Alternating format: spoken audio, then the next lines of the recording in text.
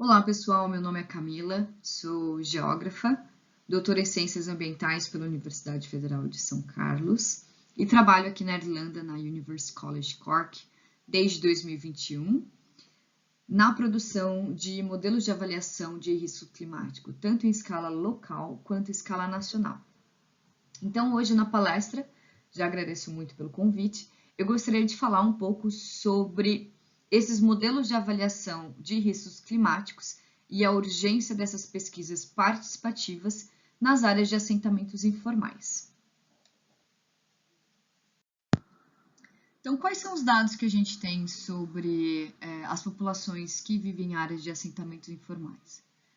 Então, hoje, aproximadamente 1 bilhão de pessoas vivem em áreas de assentamentos informais, e essas áreas são caracterizadas pela carência de serviços urbanos, de moradias mal construídas e sem posse legal.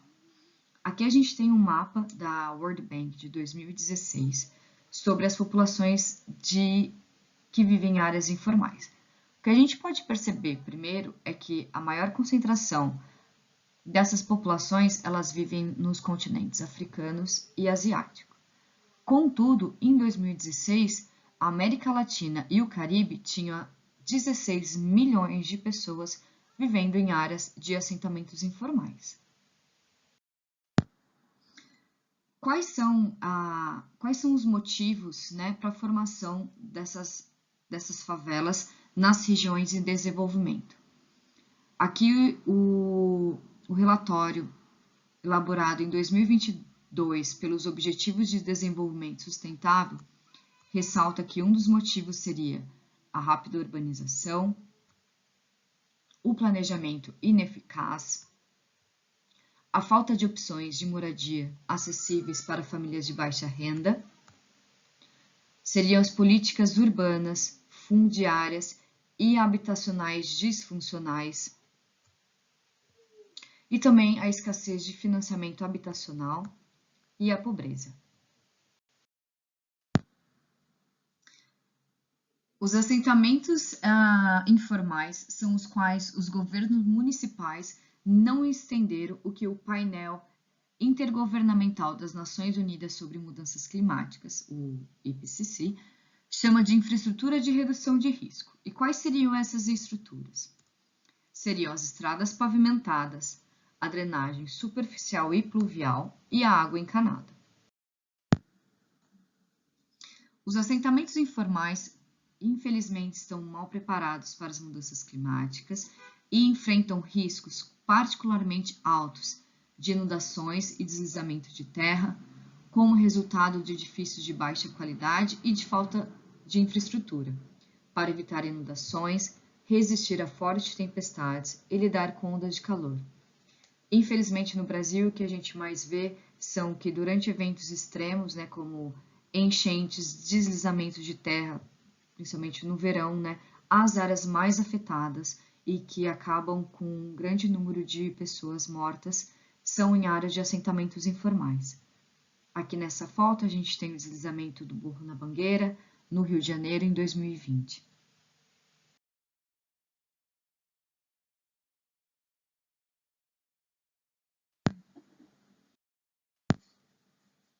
Então, aqui um pouco sobre o que seriam essas avaliações de risco de mudanças climáticas.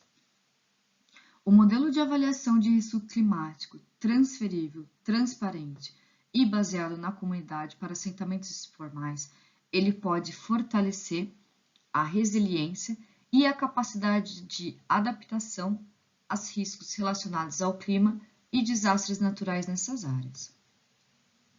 Dessa forma, esses modelos de avaliação de riscos climáticos, podem contribuir para questões levantadas pelos principais acordos internacionais, como, por exemplo, os Objetivos de Desenvolvimento Sustentável 11 e 13, o Acordo de Paris sobre as Mudanças Climáticas, as estruturas de riscos de Sendai e a nova Agenda Urbana da Os modelos de avaliações de riscos climáticos, eles podem ser desenvolvidos em diferentes escalas. Como eu disse, aqui na Irlanda, eu fui responsável pela produção do desenvolvimento de riscos climáticos, tanto em escala nacional quanto em escala local. No entanto, existem poucos estudos de avaliação de risco climático em áreas de assentamentos informais, em parte porque são invisíveis nos registros oficiais. Dentro dessa temática, eu estava procurando alguns artigos, né, que falavam sobre áreas de assentamentos informais, modelos de avaliação de risco climático, e dentro da revisão literária, o que eu pude observar foi que a maior barreira, né, o maior desafio, tanto para esses modelos de avaliação, quanto qualquer outro estudo dentro de áreas informais, seria essa falta de dados. Isso é globalmente falando, não só na América Latina. A nossa sorte é que no Brasil, a gente tem o IBGE, né, que desde 2010, ele faz o levantamento de dados dentro das áreas de assentamentos informais. Além disso, né, o que essa revisão trouxe é que, quando se trata de modelos de avaliação de risco climático nas áreas de assentamentos informais, a grande maioria dos artigos ela só aborda um dos componentes do risco climático, que nesse caso seria o perigo. Então, os artigos eles vão falar apenas sobre as enchentes, ou sobre os deslizamentos de terra, ou sobre eventos de ondas de calor dentro das áreas de assentamentos. Contudo, são poucos artigos que falam sobre a vulnerabilidade e a exposição dessa população em relação a esses perigos climáticos. Bom, nesse slide o que a gente pode ver primeiramente é o framework do IPCC para o modelo de avaliação de risco climático. Aqui a gente pode ver os três componentes, né? O perigo, a vulnerabilidade e a exposição. Nesse artigo, os autores eles vão fazer uma revisão e um levantamento de dados sobre como aumentar a resiliência climática nas áreas de assentamentos informais, de acordo com a revisão literária. Então, aqui ele vai falar, primeiramente, quais seriam as ações necessárias para reduzir o perigo. Então, ele vai falar sobre a necessidade de espaços abertos com vegetação, água e saneamento, gestão de bacias hidrográficas e uma redução eficaz dos riscos de desastres. Já em relação à vulnerabilidade, o autor relata a necessidade do seguro, tanto pessoal quanto da moradia das populações em áreas de assentamentos informais. Ele vai falar sobre a necessidade de cuidados de saúde acessíveis, de alta qualidade e serviço de emergência, sobre a necessidade de provisão especial para grupos que enfrentam discriminação ou risco, como, por exemplo, mulheres, idosos e crianças.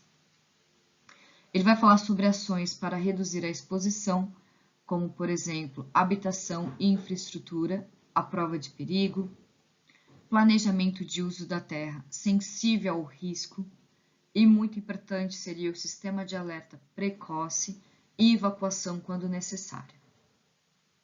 Já em relação sobre os limites para adaptação, né? Quando a gente consegue integrar os três componentes, a gente observa, né, a necessidade da adaptação. Quais seriam alguns desses limites? Primeiro seria a necessidade desses projetos serem a longo prazo.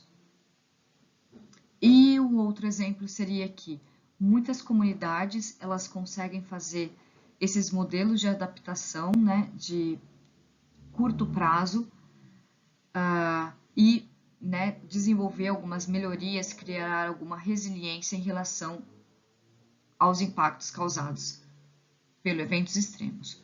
Contudo, ainda fica muito difícil a melhoria do saneamento básico, da drenagem e da qualidade de água. Como parte do interesse desse projeto, né, eu comecei a fazer uma revisão literária sobre os modelos de avaliações climáticas em áreas de assentamentos informais. E aqui esse é um resultado prévio que eu tive dessa avaliação, dessa revisão, e eu comecei a revisão com artigos publicados desde 2000 até 2022. Aqui ainda tem um gap, que foi que a gente terminou a revisão em 2022 em outubro. Então, a gente vai dar continuidade e vai atualizar esses dados. Mas o que a gente pode observar aqui, por exemplo, então a gente tem um período de 22 anos, né? De 2000 a 2022, sobre estudos publicados apenas em língua inglesa, né? Que não podem ser revisões literárias e não englobam, por exemplo, teses, dissertações, são só artigos. Primeiro dado que a gente observa aqui, desde 2000 a 2014, mais ou menos 14 anos, há uma invisibilidade, né, sobre os estudos de impactos de desastres ambientais ou impactos climáticos nas áreas de assentamentos informais. Esse é o primeiro dado que a gente tem. Então, por exemplo, em 2012, a gente teve mais ou menos 6 artigos publicados. O que a gente observa também é que, a partir de mais ou menos 2015, né, a gente teve um maior interesse, uma maior publicação desses artigos nas áreas de assentamentos informais. E a gente está vendo, né, esse aumento de publicação desde 2015. Esse é um dado muito importante sobre trazer a visibilidade das áreas de assentamentos informais na ciência. Outro dado muito interessante também é que grande parte dos artigos, como eu mencionei anteriormente, eles só vão focar em uma área do risco climático, que seria as áreas de perigo. E dentro desses perigos, os artigos abordam muito mais perigos de enchentes. Depois seriam as áreas, os perigos climáticos de deslizamentos de terra, e a gente vai observar que só a partir de 2018 começa os estudos de perigos climáticos, né, da Urban Heat Island nas áreas de assentamentos informais. Então, são dados relevantes, né, para a gente observar a quantidade de dados que a gente tem de dados e informações que a gente tem sobre as áreas de assentamentos informais. Aqui é um outro resultado obtido através da mesma revisão de literatura que eu consegui categorizar quais seriam esses países, esses continentes que estavam estudando as áreas de assentamentos informais e os impactos.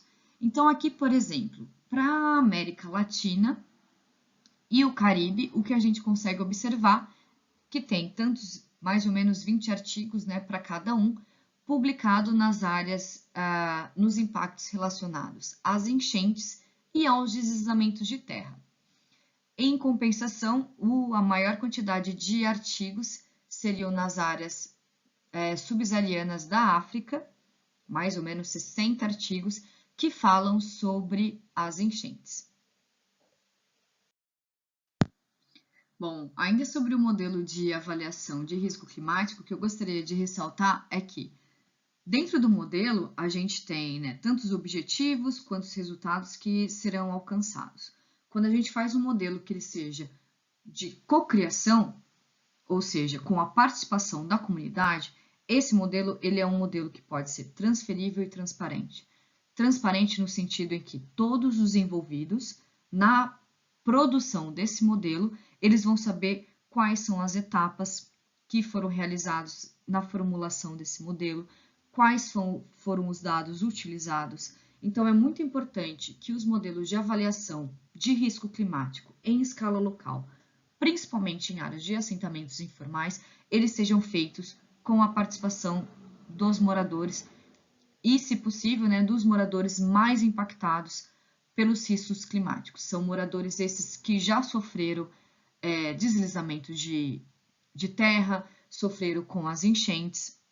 Então, dessa forma, a gente consegue agregar tanto conhecimento local quanto conhecimento científico em relação aos dados disponíveis para trabalhar com esses modelos. Por exemplo, dados de projeção climática, dados socioeconômicos de vulnerabilidade e dados de exposição. Dessa forma, né, a gente consegue enriquecer o modelo climático e empoderar as populações de assentamentos informais para a redução desses riscos climáticos. Outra forma muito interessante de trabalhar os modelos de avaliação de risco climático com a comunidade seriam que essas adaptações e essa redução do risco climático sejam feitas abordando soluções baseadas na natureza. Um exemplo clássico que a gente tem seriam as áreas de vegetação, as áreas que consigam aumentar a permeabilidade, principalmente para eventos de enchentes. Aqui eu trouxe um artigo bem interessante que vai fazer de 2023, né? Que vai fazer uma revisão literária sobre essas medidas de adaptação em áreas de assentamentos informais no Sudeste Asiático e no Pacífico, que englobam essas soluções baseadas na natureza. Então, aqui os autores eles vão destacar que, por exemplo, hortas comunitárias, revegetação de orlas e outras soluções baseadas na natureza são comuns em assentamentos informais na Ásia e no Pacífico.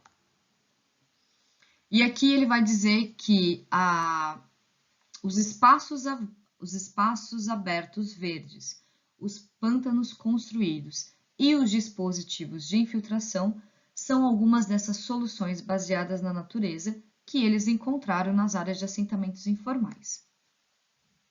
Ele também relata que essa infraestrutura verde ela é utilizada para adaptação à resiliência às mudanças climáticas, mas também à segurança alimentar dos moradores de assentamentos informais, para o saneamento e para a compensação. Ele também identifica que esses projetos baseados na natureza em áreas informais, eles são projetos de resiliência climática financiado por bancos multilaterais e agentes internacionais, e também projetos que tenham o maior intuito de base para a segurança alimentar. Contudo, os autores também ressaltam alguns desafios que a implementação dessas soluções baseadas na natureza podem ter nos assentamentos informais. E aqui seriam, por exemplo, os custos de manutenção, normalmente a falta de espaço, a preocupação com a justiça e a gentrificação dessas áreas. Aqui os autores eles vão trazer essa imagem, né, que vai reportar como seriam, né, essas adaptações e esse aumento da resiliência climática nesses países do Sudeste Asiático e do Pacífico. Então, aqui a gente tem alguns exemplos de infiltração, de dispositivos de infiltração. A gente tem a construção dessas áreas alagadas. A gente tem os plantios de árvores, as hortas comunitárias, os espaços verdes e as vegetações às beira-mar. Então, para finalizar, o que eu gostaria de abordar é que esses modelos de avaliação de redução de risco climático, quando feito em escala local, quando feito com a participação ativa da comunidade, quando a gente consegue empoderar a comunidade para diminuição dos riscos climáticos e aumentar a resiliência dessa população, que são as populações mais vulneráveis aos riscos climáticos atuais e projetados, a gente consegue englobar, né, um dos principais objetivos do desenvolvimento sustentável ligado à urbanização. Então, seria tanto o objetivo 11, cidades e comunidades sustentáveis, e aqui a gente conseguiria almejar, né, reduzir os efeitos adversos de desastres naturais, implementar políticas de inclusão, eficiência de recursos e redução de risco de desastres. E também o objetivo 13, que seria ação contra a mudança global do clima.